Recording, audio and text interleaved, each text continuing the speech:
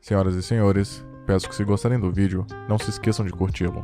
E se já é inscrito, ative as notificações, caso queira sempre ser avisado de vídeo novo. Se é a sua primeira vez vendo o conteúdo do canal, espero que seja do seu agrado. Aproveitem o vídeo.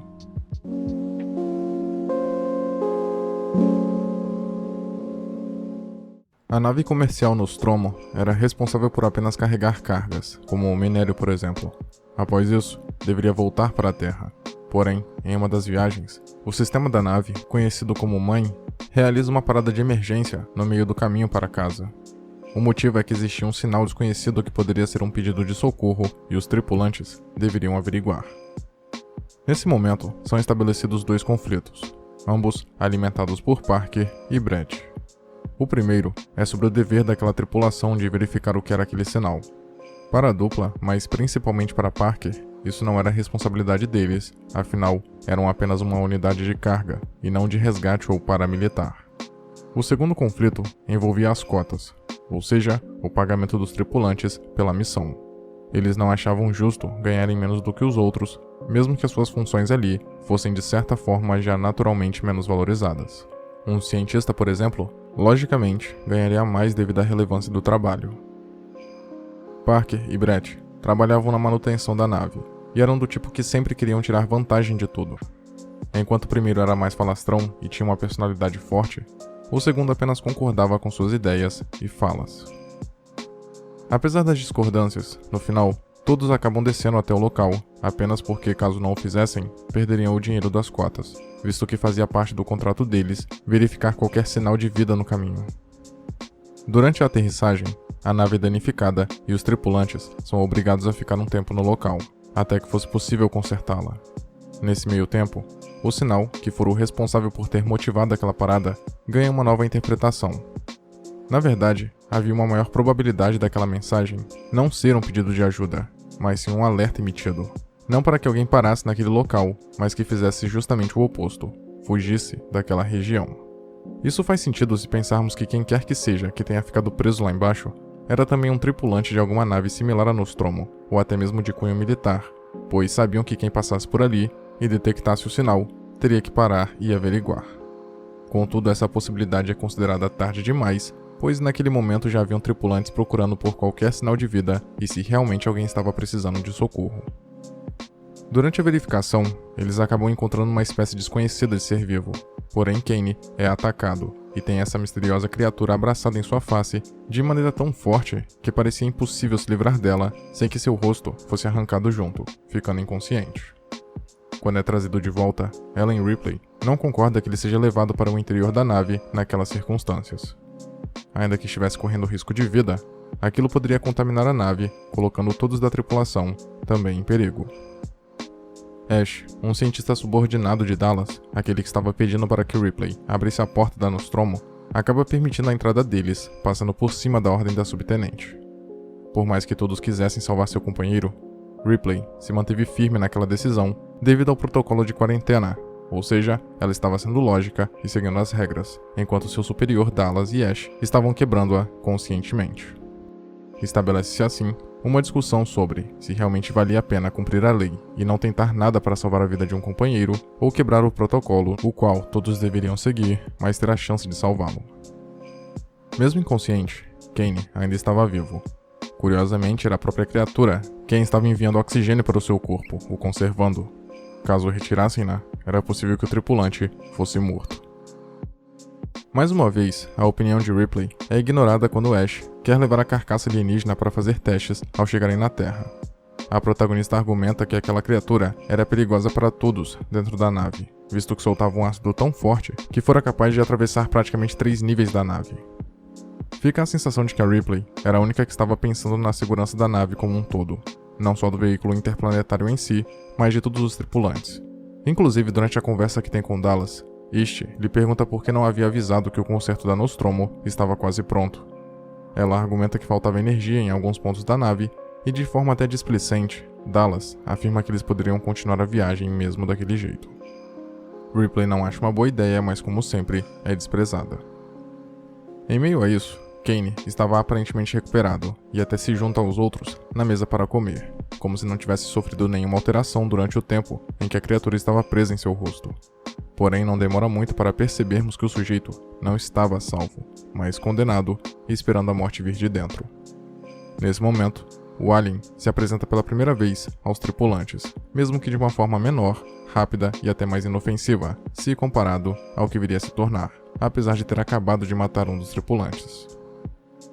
Essa cena da criatura desconhecida saindo de dentro de um corpo humano, de certo modo totalmente subjetivo, evoca a ideia de que o mal vem do próprio homem, nascendo e se desenvolvendo no interior dele. Tudo o que o monstro realiza após isso pode ser encarado como uma extensão da natureza inerentemente maléfica do ser humano, e uma vez criado, o mal toma o controle e não para de crescer. Essa crítica também pode ser vista desde a ganância representada em Parker e Brett, até na própria missão na qual todos foram enviados, visto sua verdadeira natureza, que é revelada mais tarde. Usando um detector de movimento, a busca pelo alien começa. Porém, aos poucos percebemos que ninguém ali estava preparado ou tinha chances para sobreviver a um confronto contra a criatura, quanto mais capturá-la ou matá-la. Logo em seguida, vemos Brett procurando o gato Jones, após este ter se assustado e fugido. O personagem encontra uma espécie de carcaça, uma pele que havia acabado de ser trocada.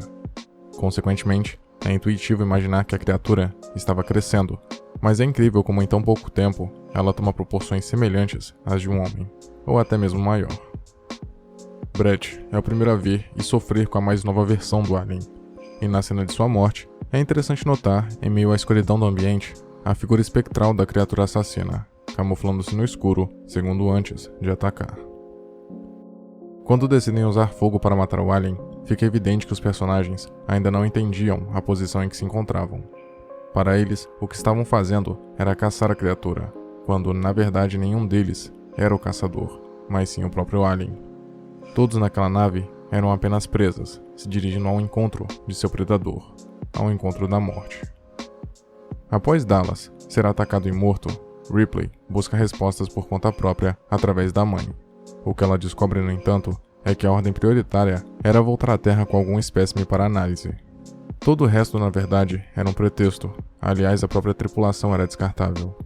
Nem tudo havia acontecido por acaso, e enquanto Ripley se preocupava constantemente com a saúde e a segurança dos tripulantes, o próprio objetivo daquela viagem não considerava isso uma prioridade. E quando Ash se revela um robô, tudo começa a fazer mais sentido. A companhia para a qual trabalhavam já tinha em mente que algo poderia dar errado, e por isso enviaram um androide para a missão, a fim de garantir que tudo ocorresse conforme o planejado, sem precisar arriscar a vida de um de seus funcionários ou ficar refém da moral humana. Após ativar o sistema de autodestruição da nave para uma última tentativa de fuga num módulo, Ripley encontra o lugar onde o alien colocava suas vítimas, aparentemente alimentando-se delas pouco a pouco. Dallas estava ali também, e ainda vivo, e implora para ser morto. A protagonista, sabendo que não tinha muito o que fazer por ele naquele momento, atende seu pedido. Ripley foi a única sobrevivente da nave comercial Nostromo. Na verdade, ela e o gato foram os únicos seres com vida que retornaram. Alien não é bem um terror introspectivo ou subjetivo, mas traz em sua essência todo o peso do que é ter medo do desconhecido, a sensação de saber que o perigo está à espreita e a angústia de estar sendo perseguido e não poder combater a ameaça. Essa é uma história que confronta a raça humana, explorando e representando os pavores mais primitivos de nossa espécie. A ideia de estar contra uma criatura desconhecida é justamente para criar uma metáfora que se relaciona com qualquer coisa que tememos, nossos próprios monstros ou simplesmente o homem. E como se uma criatura assassina e aterrorizante já não fosse o bastante, o próprio início do longa, sem a presença do alien, já desperta um certo senso de desconforto no espectador, porque viajar por um espaço amplo e vazio implica na praticamente única possibilidade de não ver ninguém da mesma espécie por muito tempo. A solidão, para animais sociais como nós, pode ser devastadora, porque nos obriga a conviver exclusivamente com os pensamentos mais obscuros e com os temores mais profundos. Da mesma forma que o alien se esconde nas sombras e ataca repentinamente, nossos medos muitas vezes agem da mesma forma. Às vezes nem sabemos o que tememos e só lidamos com as consequências disso, ao invés de entender e se opor. Ripley, em dado momento, fica muito perto do monstro, mas é a única que não é tomada pelo medo ao ponto de ficar paralisada. Brett, Lampert e até mesmo Dallas, diante do alien, permanecem imóveis. Inclusive Lampert verbaliza que não podia sair da frente para que Parker atingisse o monstro, como se realmente não pudesse se mover. No fim, não é apenas necessário encarar nossos medos, mas reagir a eles e não deixar que nos domine.